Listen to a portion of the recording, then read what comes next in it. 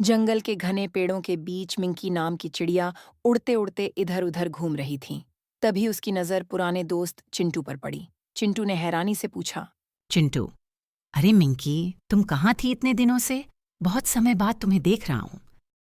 मिंकी मुस्कुराते हुए, मैं बिल्कुल ठीक हूँ चिंटू। तुम सुनाओ, कैसे हो? दोनों दोस्त बैठकर खुशी खुशी बातें करने लगे।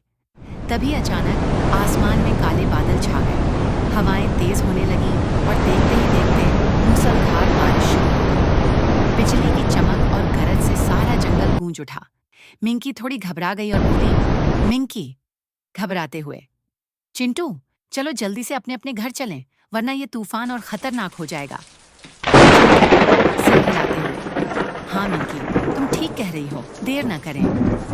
दोनों ने पंख फैलाए और बारिश की बूंदों से बचते हुए तेजी से चेन लगे। कभी बिजली की चमक उन्हें डराती, तो कभी हवा का तेज झोंका उन्हें डगमगा देता। लेकिन दोस्ती की ताकत से दोनों आगे बढ़ते रहे। मिंकी थोड़ी सी चिंता में थी। मन ही मन सोचते सोचते वह अपने घोंसले पर आ गई। तभी पास वाली डाल पर बैठी मीनू आंटी ने आवाज दी, मीनू आंटी, मिंकी, कहाँ थी तुम? तुम्हें पता है, खबरों में बताया गया है कि जंगल में कई दिनों तक बहुत तेज बारिश होने वाली है। मिंकी चौंक कर बोली, मिंकी, सच आंटी, इतनी लंबी बारिश? मीनू आंटी ने समझाते हुए कहा, हाँ मिंकी, और तुम्हारा घोंसला तो बहुत कमजोर है। इतनी तेज बारिश और तूफान में ये टूट सकता है। इसलिए बेहतर होगा कि तुम भी अपने किसी रिश्तेदार के पास चली जाओ, जिसने मजबूत घर बनाया हो। फिर मीनू आंटी बोली, मैं तो अपनी बहन के घर जा रही हूँ, क्योंकि ऐसे मौसम में घोंसले में रहना ठीक नहीं है। तुम भी जल्दी से कहीं चली जाओ। इतना कहकर मीनू आंटी उड़ गई। मिंकी चुपचाप आसमान की ओर देखती रही और मन ही मन सोचने लगी कि अब उसे क्या करना चाहिए। मिंकी को बहुत डर लग रहा था। वह मन ही मन सोचने लगी, काश मम्मी होती तो मुझे हमेशा सुरक्षित रखती। अब मैं कहाँ जाऊं? उसकी आंखों के सामने पुराने दर्दनाक पल घूमने लगे। उसे याद आया, जब तेज तूफान और बारिश हो रही थी, तभी चाचा और चाची ने मम्मी और उसे घर से निकाल दिया था।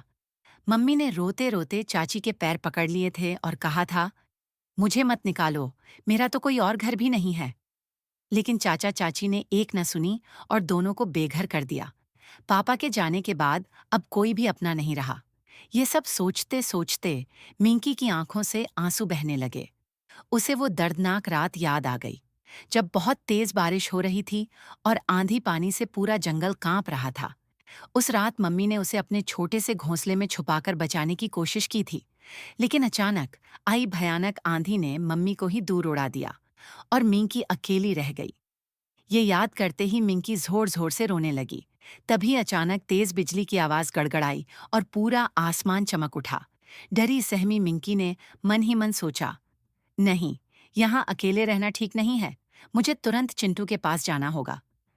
वह जल्दी से अपने पंख फैलाकर उड़ चली, क्योंकि उसके घोंसले की टहनियां अब टूटने लगी थीं।